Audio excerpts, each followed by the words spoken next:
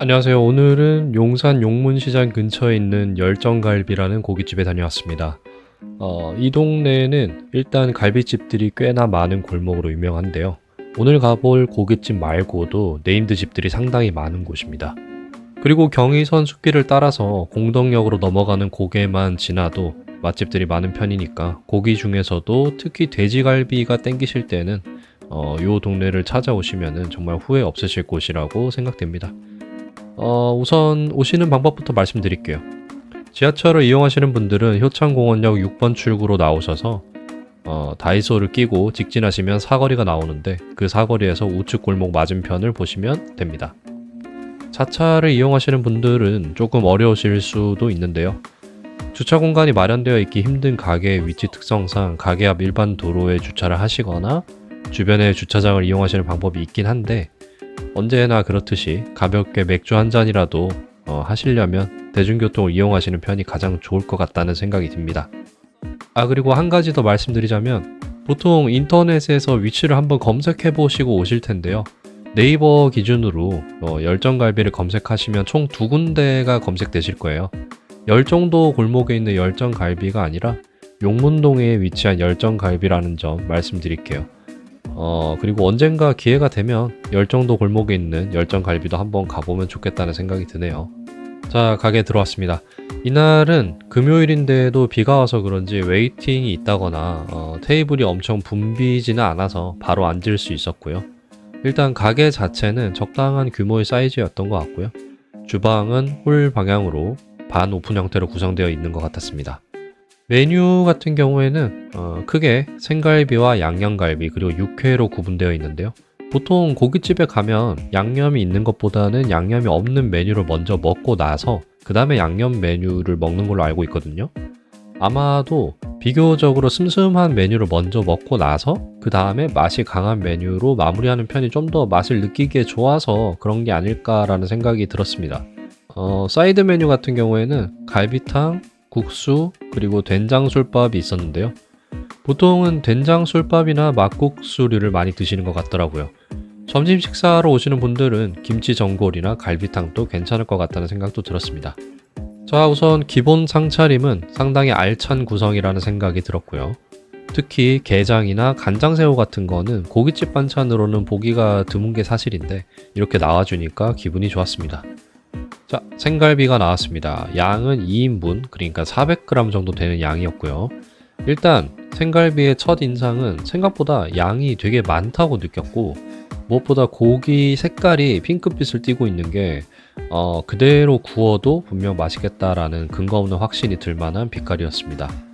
그리고 돼지고기는 아무래도 양념 돼지갈비가 우리에게 익숙하고 생갈비를 떠올리면 대부분 소갈비가 이치에 맞다고 생각하시는 분들이 많기 때문에 대부분은 양념을 먼저 드신다고 하더라고요. 직원분께서 직접 구워주셨고요.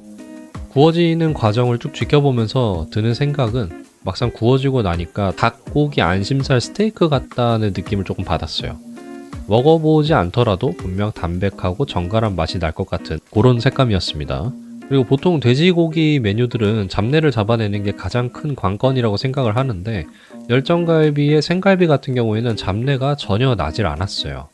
더군다나 양념에 재워두지 않은 생갈비이기 때문에 잡내를 애써 가릴 수 있을 만한 수단이 없었는데도 그만큼 좋은 고기를 사용한다는 사장님의 자부심이 느껴지는 대목이었던 것 같습니다. 다행히도 고기가 다 익어갈 때쯤에 모든 일행분들이 합류를 해서 식사를 시작할 수 있었는데요. 직원분께서 세심하게 잘 구워주신 덕분에 탄 부분 하나 없이 잘 익은 고기를 맛볼 수 있었습니다. 그리고 보통 쌈장과 소금만 주시는데 열정갈비 같은 경우는 젓갈류로 추정되는 어떤 장을 굵은 소금과 함께 주시더라고요. 근데 이 소스가 자칫 밍밍하게 느껴질 수도 있는 생갈비의 허점을 보완해주는 것 같았어요. 진짜 괜찮았습니다. 그리고 정확히는 어떤 장인지 여쭤보질 못했던 게 좀 아쉬움에 남긴 하네요. 자, 다음은 양념갈비입니다. 똑같이 2인분, 그러니까 600g을 주문했고요. 처음에는 같은 가격인데 생갈비보다 200g이나 더 많이 책정된 이유가 아무래도 양념과 뼈의 무게의 차이라고 생각을 했는데 이거를 계속 먹다 보니까 고기 자체가 양이 많았던 것 같아요.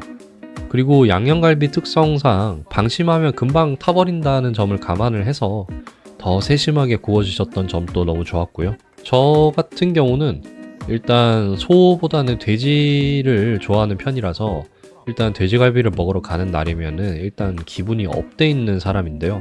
어쩌다가 가끔씩 잡내가 너무 심해가지고 양념으로 억지로 가려놓은 게 뻔히 보이는 그런 집들을 가게 되면 갑자기 기분이 다운됐던 경험이 많거든요. 그런데 열정갈비의 이 양념 돼지갈비 같은 경우는 확실히 고기 빛깔을 덮을 만큼 진한 양념을 사용하지 않았다는 점이 보였고 잡내도 없었습니다. 그리고 진한 양념 맛에 먹는 양념갈비랑은 조금 다른 느낌을 받았어요. 어떤 분들은 조금 슴슴하다고 느끼실 수도 있는 만큼 맛이 강한 편은 아니었고, 근데 이 돼지갈비를 굵은 소금에 살짝 찍어 보니까 감칠맛이 딱 더해지면서 밸런스가 맞더라고요. 꼭 소금에다가 찍어서 드셔보시는 거를 추천합니다. 자, 다음으로는 된장술밥이 나왔습니다.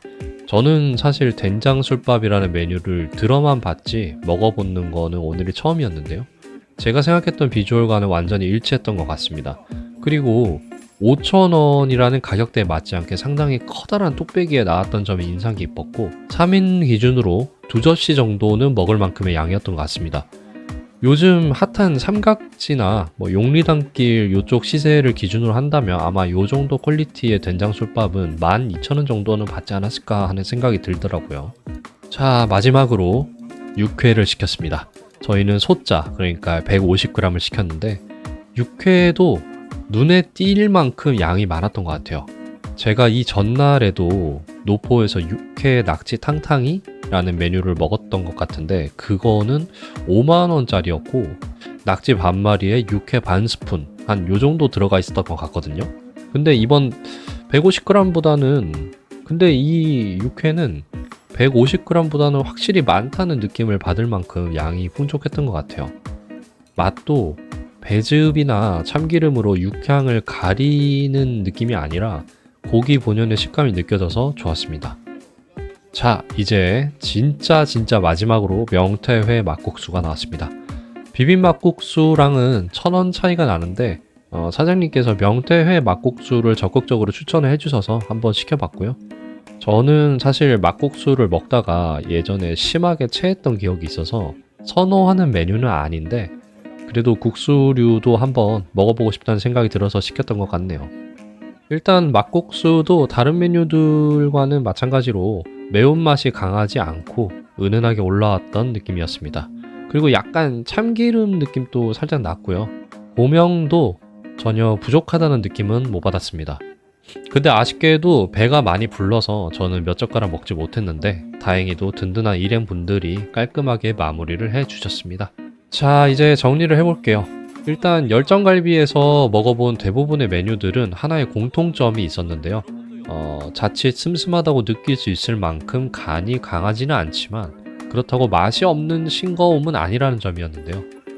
그래서 식사 후에도 속이 불편한 감은 비교적 없었습니다.